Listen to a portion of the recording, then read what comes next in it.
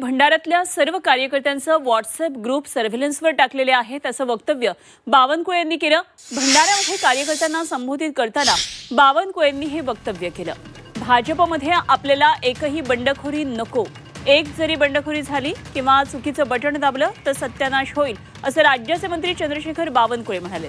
जर कोणी बंडखोरी केलीच तर मोठ्या नेत्यांचे दरवाजे 5 वर्षांसाठी बंद होतील असा इशाराही त्यांनी दिलाय।